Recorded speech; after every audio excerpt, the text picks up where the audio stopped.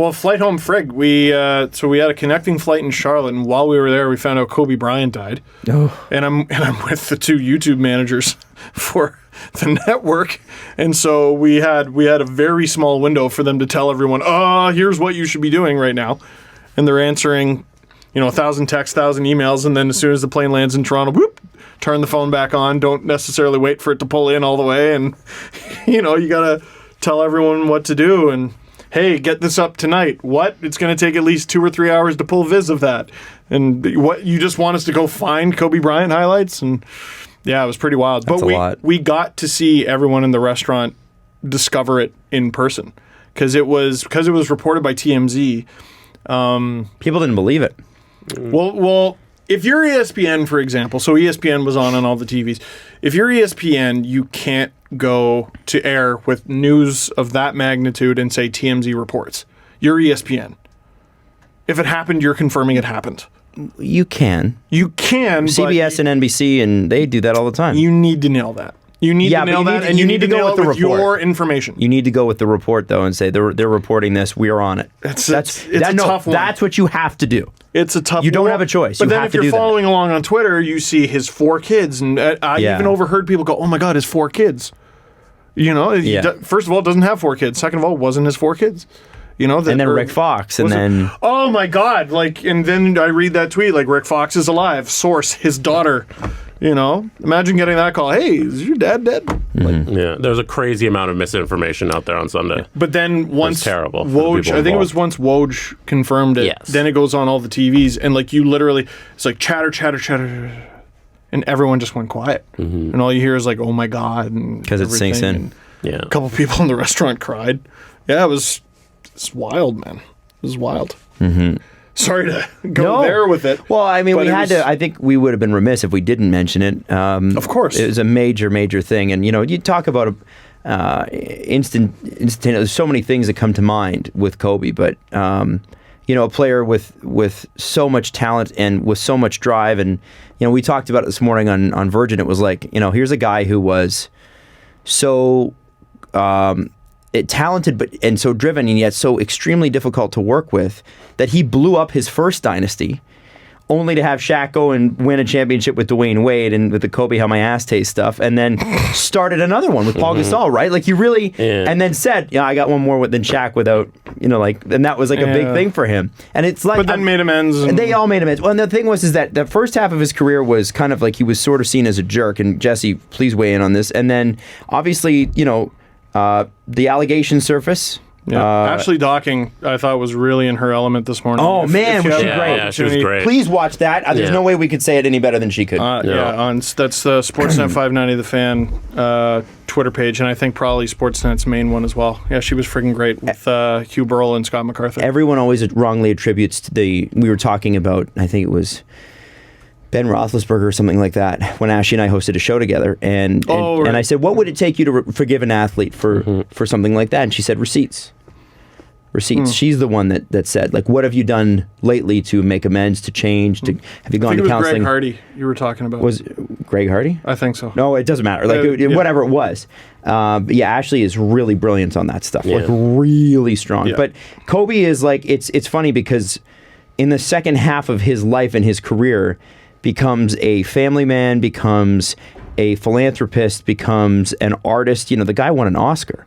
For what? For a little short he did called Dear Basketball. A short film. He won an Oscar. Wow. One of the saddest things, everything about it's sad, but just particularly about his life, it seemed like there was so much more life to live. It seems like it was just cut off right while he was building this, not even this 5th chapter of his life, because he did so much during his basketball career, and now post basketball he's building this camp that he's flying to, that he's built for all these young kids to play basketball. Oh man! And it seems like it was cut off, and there's so much more life to live. And it's and you can't help but I know I'm sure once the dust settles and stuff, his wife Vanessa will want to continue that legacy as much as possible.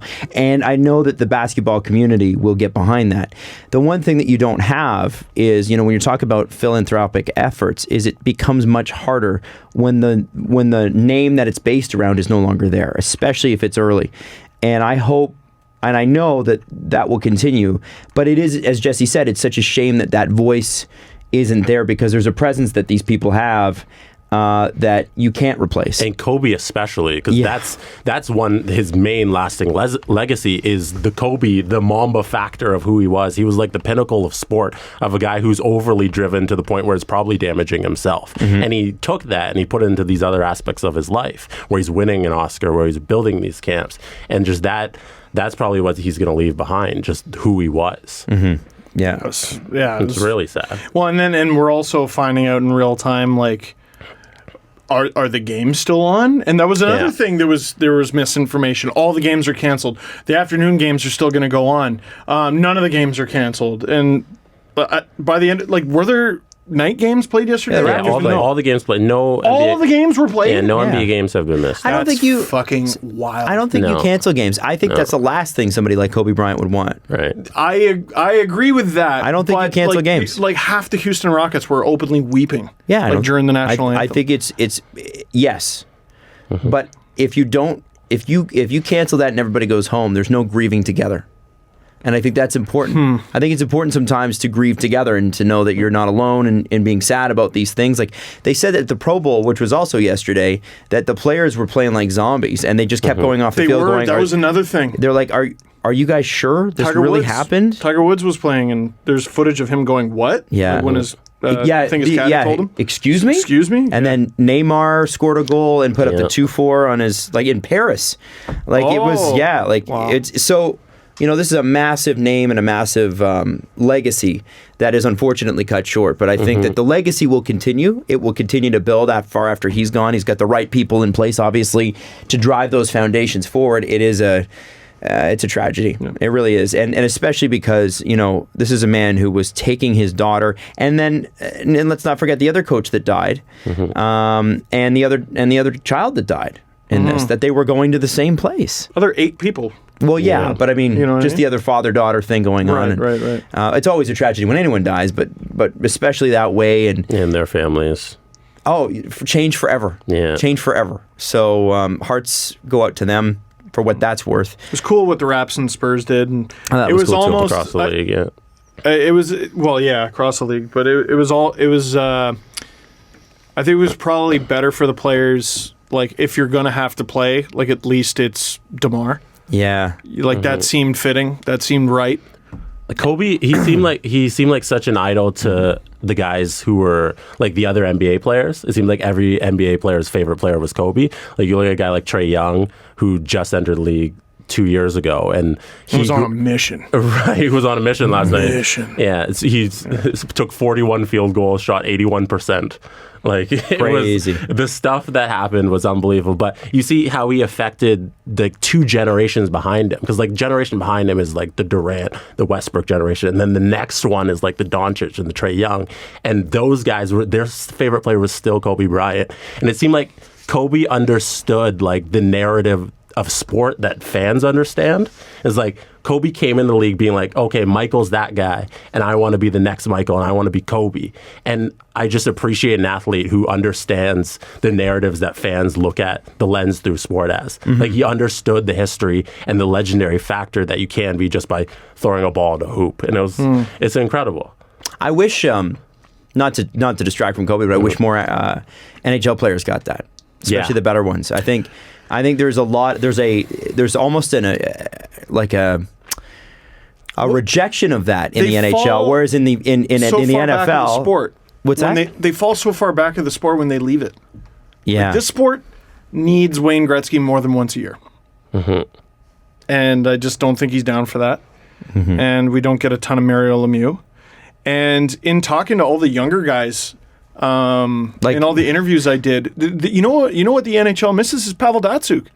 That guy should still be in the league, because if you ask so many of the younger players, like they all talk about Datsyuk. They all talk about him, and like they're more hesitant to be like, oh yeah, I grew up watching Crosby or whatever, because again, Crosby's in the league for 12 years. But they all say, because there was that gap. Obviously Gretzky retired, but like he wasn't the best player in the league for the last few years of his career. It was Jaromir Jagr, with a couple people, winning the Hart in between. So after Jagr, I think the torch went to Datsyuk, and then he completely frigs off, and his ghost plays for the Arizona Coyotes. You know, all the greats like really seem to sort of Disappear. or they become like mascots like Brett Hull, which is cool and fun and great and should be doing that and everything. But yeah, they just all sort of, once they're done, they're gone. It seems like the thing we ask of the Leafs, like right now, is the thing that Kobe had too much of. You know, that will to drive and just that over enthusiasm to win. Yeah. Drove people insane. It drove himself insane. Right. I all day I've been watching just clips on Instagram of all the Kobe stuff they're putting up. And then one of the interviews, he was talking about how practice should always be harder than the games, and that he's going to drive you in practice to the point where you hate him, because once you reach Game 7 of the NBA Finals, it's going to be nothing if practice is more intense than games in the NBA Finals. And that's a crazy mentality to have. But that's something we ask of our players today when we see our team go out there and not try. We just want them to have that mentality. You will do whatever it takes to win this game. And he had that. That's MMA training. Is they work you out till exhaustion, and then they go, okay, now we're going to start the class. Because once you get in there, you're going to be exhausted. You're not going to be, you know, let's say your opponent gets tired and he starts opening up. You're not going to get these opportunities when you're fresh as a daisy. You're going to get them when you're beat to shit. You know, so it's an interesting mentality. I'm sure there's some pushback. Oh, yeah. I'm sure there's some validity to it as well. He used to play guys to 100. He'd say, you're going to play me one-on-one to 100. Wow. And you're not leaving until one of us scores 100 points one-on-one. Oh, my God. I wonder how many of those he lost. 0. Can't imagine it was many. Right? Yeah.